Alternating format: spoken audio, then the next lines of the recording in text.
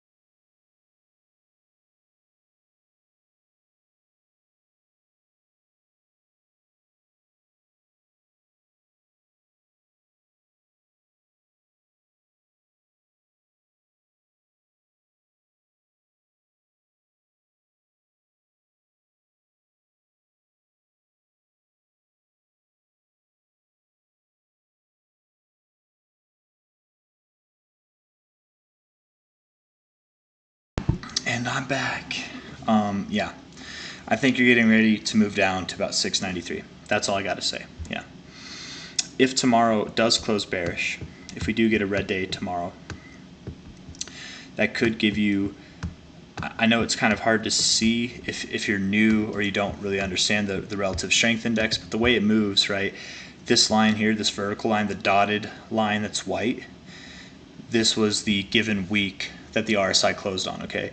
And in between this phase right here and where we are on this week, there is purple line, you can see it, but that part in between can change. It all depends on what tomorrow does as far as closing goes. So if tomorrow we move down, this part of the line in between those white lines, it can move down too. It could close flush, like maybe we look like we're moving flat sideways like that, or it could close down. So this whole part of the line is still pivoting from this point essentially until tomorrow's close. So if tomorrow we do get more follow through to the downside, we're up 23% this week, so I doubt that we drop enough to close it red, but we could. You know these things, man, they are very volatile. It definitely could close enough to the downside for that to happen, but unless that happens, you know, I mean, even if it doesn't happen, even if we do close this week green, you are pretty overbought. It wouldn't be crazy to pull back from here, and you would probably at least pull back on your weekly RSI to your overbought zone, if not somewhere into it, but long story short, guys, I think 693 thereabouts is where you're going to go, somewhere around there. Yes, you could go lower. I wouldn't really expect that you find support anywhere above that, but you could go as low as like $5, maybe even $4.50. But at least 693 is where I think you're going. So that's BCHG. Let's talk about LTCN. LTCN showing bearish divergence, but it's not printed just yet. Yesterday did close technically in the positive. That is a top looking day though. That does look like a top kind of candle, to be completely fair. It does. Up 24% this week. Love to see it. Top to bottom here, 1414 hit beautifully. You probably do go down. We'll see you back at about 1880. If not all the way back down at about 1712. I think so. I think so, LTC. Yep. LTCN. I think so, yeah. Down for both on both accounts. Let's talk about GXLM, and then we'll move on to HSEN.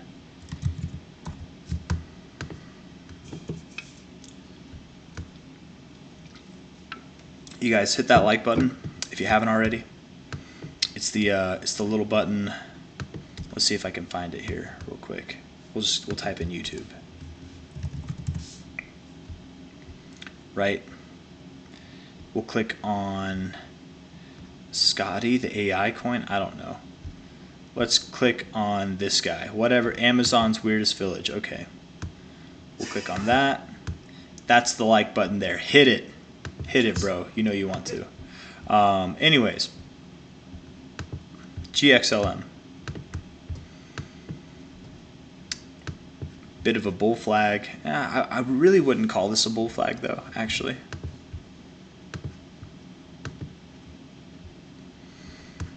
I'm surprised you didn't move up higher with that kind of momentum breaking out of your overbought zone. Or not your overbought zone, I'm sorry, your accumulation range, consolidation range.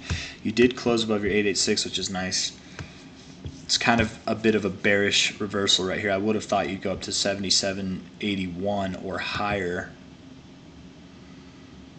I don't know, man. As long as you're closing above the 886, you're fine. But if you close below that, you could go as low as $31.88 or even $35, somewhere around there.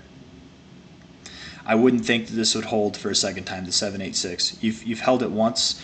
I would think if you close below the 886 at about $45.80, if you close below there, or is that $45.55? What is it? $45.73. If you close below there on a daily basis, you likely will go below your 786, and I would think you hold support at your 618, which is all the way down at 31.88. I'm very surprised that you didn't go up to here, but it's kind of hard to say. Nothing much on the RSIs. It's not giving me a whole lot to go off of.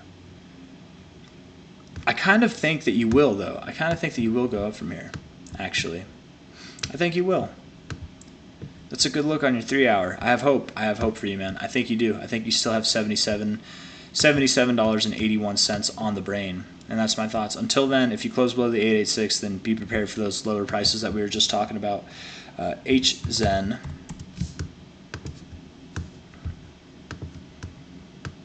Looking at HZen. Having a little bit of a pullback this week, sure. Decent volume to mark the high as well, potentially. Add an area where it would make sense to find your high, right? Closing high here, tip top right there. It makes sense. Overbought, like very overbought. On your weekly, you're at like a 96, a 97. Dude, that's insane. The daily, overbought for a long time. You're looking like you want to get out of it. You probably do pull back, okay? Showing some indecision at the top. I don't know if that's a good thing, personally. Low here, high there. You probably pull back to about 273, and it wouldn't be crazy if you went a little bit lower than that. Maybe you go to about $2 itself. I wouldn't think you'd go much below $2. 180 at the lowest is what I'd give it, but between 180 and 273 is likely where you're going. And it probably doesn't happen in a week. It probably takes several weeks, maybe even a few months to happen. It could take a couple months. It could just take 1 month, but I think it's going to take a little bit of time, right? It's going to be sometime in April, if not potentially in June, that you start moving up. Well, that you stop moving down, I should say. No. That you start moving up again. Yeah, we'll say that you start moving up again. Sometime in April, probably late April, or sometime in early June, that you would start moving up again. You might stop moving down before April. I don't know about that. I'm sorry, guys. I'm getting all twisted and turned here. I think it will take 4 to 6 weeks to find your low. I believe that. But time analysis is not my strong suit, okay? So regardless, the price areas that I'm looking for is $1.80 to $2.73. That's HZen. I think that's happening now, yes. I think you found your high. Prove me wrong on that. Essentially, all you would need to do is close above like 861. That's HZen. Let's talk about GDLC. Also looking like you want to go down. Bearish divergence printed. Though you have made your move down to kind of like accomplish that bearish divergence, you do have higher lows with lower lows. Hey, that's not a bad look, actually.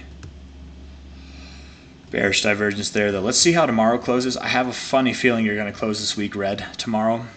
And at that rate, you would probably be good for a move down to about $18.80. You're at $23.30 right now. So, yeah, you probably do move down lower. Bottom to high there. 382 all the way at 1284. You could move down there. I don't think you will. So let's use a different fib. Yeah, there you go. Maybe 1670 at the lowest. I would think you'd at least move down here. So between at least like 1880 to 1670 is where you're going for GDLC. Yeah, I'm very confident in that. BITX. Bitcoin Strategy ETF 2x. So that means it grows twice as fast. If Bitcoin moves up 10%, this thing moves up 20%. If Bitcoin drops 5%, this thing drops 10%, right? That's what that means, I believe. Let's just look at that. By this rate, if I'm correct, Bitcoin should be at like a negative 4.4% or something this week by the time of that close. So maybe it's went down a little bit since then. Yeah, it has gone down a little bit. So here, what would that have been? Let's see. Because at the end of the day, would have been,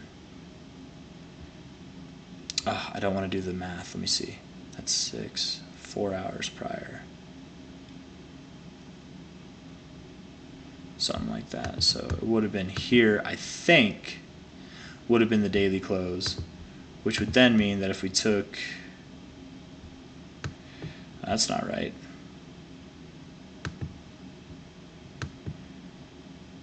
.4%. I don't know, man. Maybe I don't know how this is valued. I don't know. Anyways, or maybe I just did the time math wrong. Time math messes with me, man. But you do have bearish divergence confirmed, printed. It is there.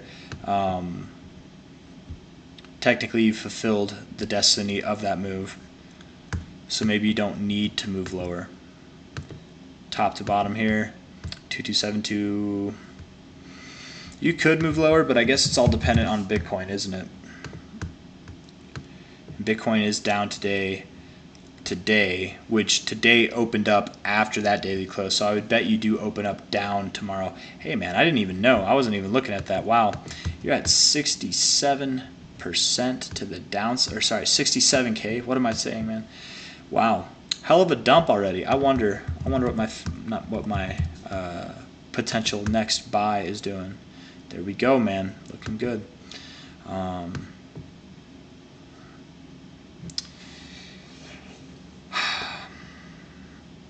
I'm not convinced Bitcoin goes lower.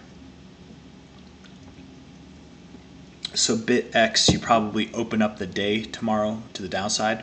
You maybe even close the week off down. You might even close it red. But I don't think Bitcoin wants to go too much lower, guys. It could. I mean, it's at the areas that wouldn't be crazy for it to turn around, but